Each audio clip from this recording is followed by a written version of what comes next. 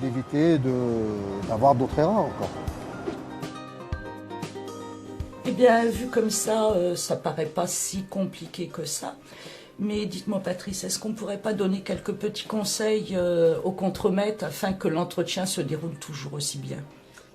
En effet, on peut donner quelques conseils au contremaître, qui est notamment le conseil principal de bien utiliser les 4 questions, les 4 questions d'analyse de la tâche, avant, pendant, après, et puis la 4e question que l'on n'a pas utilisée dans le film, qui est dans le cas où on aurait détecté qu'une fausse manœuvre a été commise, mais pour laquelle on n'a pas réagi correctement. Donc voilà, les 4 questions sont bien l'élément essentiel et l'élément qui va aider le contremaître à aller chercher la cause racine par des éléments factuels et pas par des questions un petit peu aléatoires. Donc si j'ai bien compris, on dit au contremaître, vous posez bien les 4 premières questions au démarrage et après vous êtes tranquille, ça roule. Alors ça suffit pas. En effet, il faut aussi arriver à conduire ce dialogue, cet échange, dans un climat serein et constructif. Il faut donner du sens, expliquer en début d'entretien, de dialogue avec l'opérateur pourquoi on fait ça, quel est le but, c'est bien d'aller chercher une cause racine et pas un coupable. Donc il faut conduire cet entretien dans cet état d'esprit et en posant des questions qui mettent à l'aise l'opérateur. J'entrevois une autre difficulté que peut rencontrer le contremaître, c'est en fait comment mener l'entretien tout en remplissant le questionnaire. Ça ne doit pas être très évident.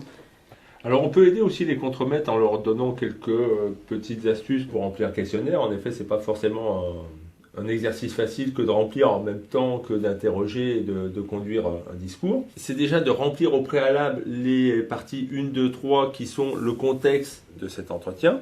Durant l'entretien, dans l'analyse des tâches, l'analyse des causes et l'identification des causes racines, les parties 4, 5 et 6, d'utiliser un stabilo pour mettre en évidence, marquer les réponses et les éléments qui sortent à travers l'entretien. Et ensuite, revenu au bureau, de finir de compléter, de rédiger les éléments de réponse et d'analyse directement sur le formulaire.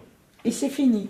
Alors, c'est pas totalement fini. Dans la foulée ou un peu plus tard, c'est de définir aussi les contre-mesures à mettre en place, donc la partie 8, à mettre en place pour traiter cette fausse manœuvre. Patrice, mais c'est quoi une contre-mesure? Alors, une bonne contre-mesure, c'est une contre-mesure qui est adaptée au type de cause racine. Et par exemple, dans le cas de comportement, on va plutôt aller sur du coaching.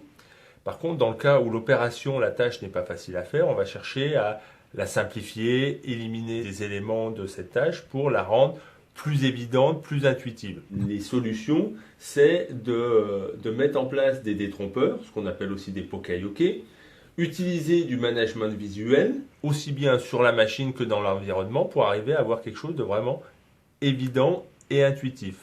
Et ensuite, on va mettre en place les leçons ponctuelles, les modes opératoires ou SOP, qui vont créer la base du module de formation. Mais il faut bien revenir à l'élément essentiel qui est de rendre évident et intuitif la tâche ou les tâches qui doivent être faites. D'accord. Et comment s'assure-t-on que ces contre-mesures sont efficaces? Comment fait-on pour verrouiller en fait?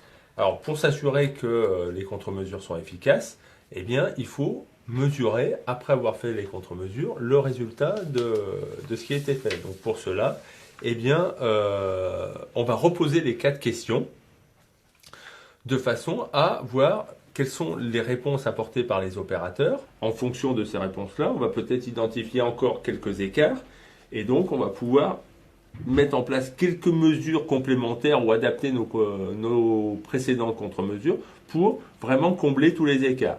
Et on peut aussi, dans un deuxième temps, regarder l'expansion horizontale de ces contre-mesures.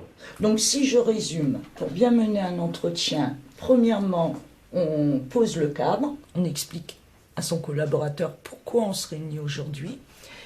Ensuite, surtout, indispensable, ne pas oublier les 4 premières questions. Et puis, lors de l'entretien, pour être sûr de ne pas couper le dialogue, le contremaître stabilote au fur et à mesure des réponses de son collaborateur.